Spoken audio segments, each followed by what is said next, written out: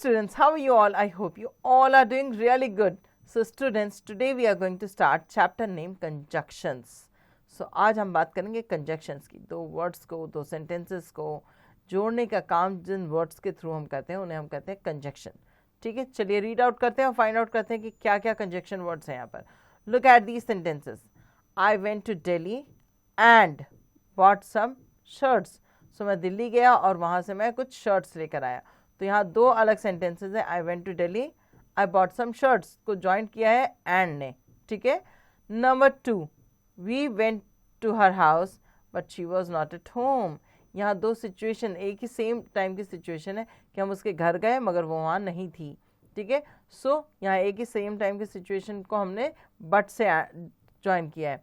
She is crying because she has lost her dictionary. And last में है do you like milk और coffee. यहाँ पर आपके पास चॉइस है, मिल्क अच्छा लगता है या कॉफ़ी अच्छी लगती है. ठीक है. और नंबर 3 जो सेंटेंस था, she is crying because she has lost her dictionary, यहाँ पर उसका रीज़न बताया गया है. Okay. Now the coloured word in the above sentences join two sentences और word together. They are conjunctions. Conjunctions are the word that join words, group of words or sentences. Use of some conjunctions. कुछ conjunctions का इस्तेमाल. Number 1, and is used to join two similar words or parallel sentence. And का इस्तेमाल हम करते हैं दो similar words या दो parallel sentences को join करने में. Like I like apples and pineapples. My father bought me a study table and a chair. Manu went to a mall and purchased everything he wanted. Number 2,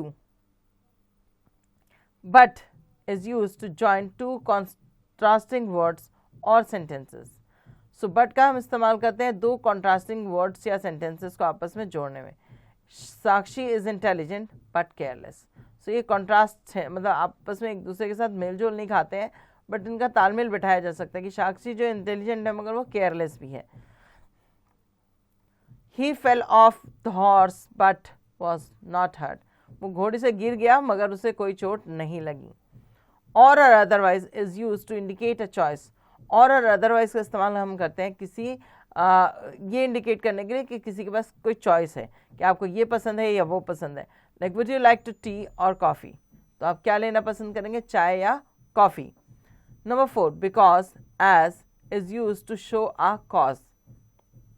Number 1, I got late because I woke up late today. So यहाँ पर किसी चीज़ का cause बताने के लिए, कारण बताने के लिए हम बिकॉज का इस्तेमाल करते हैं या एज का इस्तेमाल करते हैं. As you were not there, I spoke to your brother. तुम वहाँ नहीं थे इसलिए मैंने तुम्हारे भाई से बात कर ली. So therefore, number 5, so therefore is used to show some effect or result. So और therefore का हम इस्तेमाल करते हैं कुछ इफेक्ट्स या रिजल्ट को शो करने के लिए. We eat so we may live. Next है study these examples carefully to understand the use of some more conjunctions. So आपको इन जो sentences दिए इन्हें ध्यान से सुनना है, ध्यान से पढ़ना है ताकि आप और जो conjunctions हैं उनका इस्तेमाल जान सकें. Number 1, Rani thinks that only she can bake a good cake. तो रानी को ऐसा लगता है कि वो ये सोचती है कि सिर्फ वही है जो अच्छा केक बना सकती है.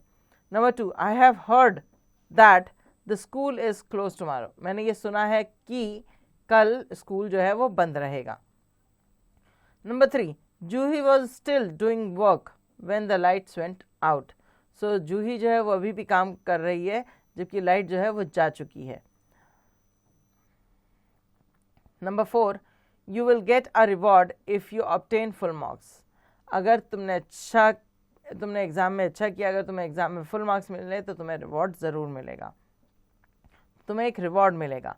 Number 5, I wake up early so that I can reach school in time. So I wake up early, मैं जल्दी उठा ताकि मैं स्कूल जो है वो टाइम पे पहुंच सकूं. Number 6, wait here until I return. यहीं इंतज़ार करो जब तक मैं लौट के नहीं आता. Number 7, you cannot score well unless you study minimum 4 hours a day. तुम अच्छे स्कोर नहीं कर सकते अगर तुम 4 घंटे पढ़ाई नहीं करोगे तो. Although I eat healthy food, I feel weak these days. जबकि मैं अच्छा खाना खाता हूँ फिर भी मुझे आजकल वीकनेस महसूस हो रही है। Number 9, wait for me till I come back, मेरे लिए इंतज़ार करो जब तक मैं आता हूँ, जब तक मैं वापस लौट के आता हूँ। Number 10, call me as soon as you start from Delhi, जैसे ही तुम दिल्ली से शुरू करोगे मुझे कॉल कर देना। Number 11, I will inform you if I have some other plans, मैं तुम्हें बता दूंगा अगर मेरे पास कुछ और प्लान्स होंगे तो।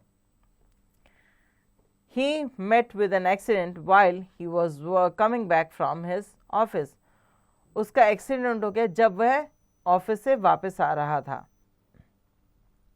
Number 13, solve the issue now otherwise things will worsen, issue को अभी ठीक कर लो, जो भी परेशानी है उसको अभी ठीक कर लो, नहीं तो धीरे धीरे दिक्कतें बढ़ती चली जाएंगी। Number 14, I asked him weather he would help me और नॉट, मैंने उससे पूछा कि क्या वह मेरी मदद करेगा या नहीं, वेदर और। Number 15, he was late therefore he was sent back home, वो लेट था इसलिए उसे घर भेज दिया गया। तो आप देख रहे हैं यहाँ पर कितने सारे और जो हमारे कंजक्शंस हैं उनका इस्तेमाल किया गया है। That, when, if, so that, until, unless, although, till, as soon as, if, while, otherwise, whether और therefore। सो अब आपको याद रखने हैं कि हमारे पास कितने सारे कंजक्शन हैं और कंजक्शंस का इस्तेमाल करके हम आगे के असेसमेंट्स करेंगे। Assessment zone A, underline the conjunction in the following sentence. Number 1, the baby began to cry because, baby जो है वो रोना शुरू हो गई क्योंकि, because he had dropped his toy, क्योंकि उसने अपना खिलौना जो है वो गिरा दिया था। तो आपको कंजक्शंस पे क्या करना है, अंडरलाइन करना है। तो यहाँ पर क्या है conjunction, because. Reena is not clever, Reena जो है वो चालाक नहीं है। Although she is hard working, मगर वो हार्ड वर्किंग है। तो यहाँ ऑल्दो जो है वो हमारा क्या है, हमारा कंजक्शन है। सो यहाँ इस तरह से आप इसे अंडरलाइन कर लेंगे।